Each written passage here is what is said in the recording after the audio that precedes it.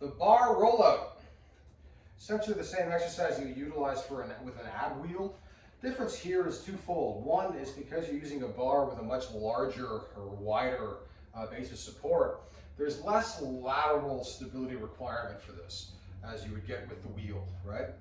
Also, this is a loaded implement, so there's 135 pounds here that I'll be moving back and forth.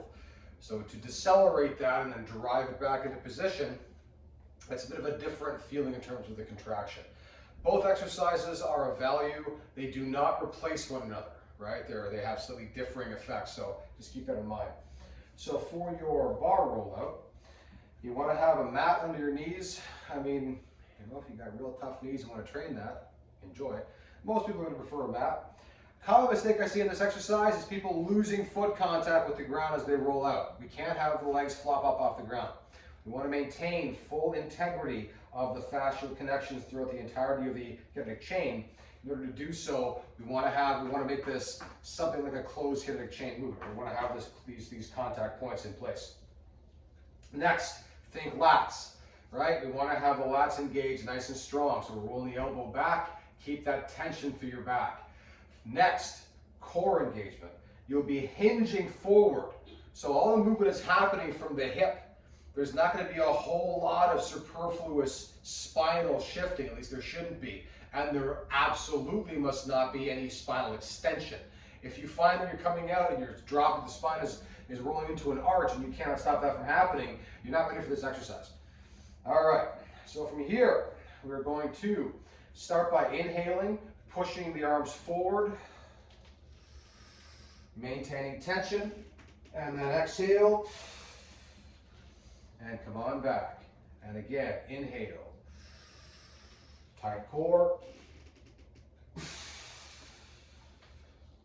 One more time, inhale.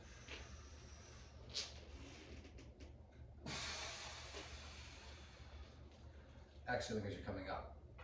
You want to try to have all the joints opening and all the joints closing at the same time. Mistake that I commonly see is people will come out and now they come back and they're pulling their back. Their hips are flexating, but notice how my shoulders haven't changed positions yet, right? And now we come up. If you can't stop that from happening, you're not ready for this exercise, or you've got too much load on here.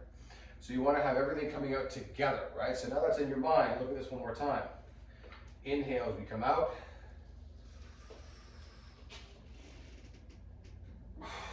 Exhaling back, everything closing up at the same time. When you get to the end of the range of motion, make sure you're not needlessly rounding your spine. Keep a bit of that extension, right? Keep it neutral. Again, neutral, neutral, neutral. It's well known now. The science is clear. The spine is the most resistant to injury when it's allowed to stay in its most neutral positioning with the appropriate S-curve and the whole ball of wax. So make sure we're not sagging, we're not rounding unnecessarily. Also, I have these weights clipped. These are 45 pounders, right? So there's a certain circumference. If you're not using bumper plates and you don't have 45s, make sure if you're using a clip, it's not longer out than the circumference of the plate. Otherwise, that will impair the movement of the bar. If you're using 10s, for example, and you're in a classic gym that has no bumpers, you either have to find short clips or don't clip and just be prepared to adjust the weight as necessary to ensure the plates don't roll off. Inhale coming out, exhaling back, tight core, tight lats. That is your bar rollout.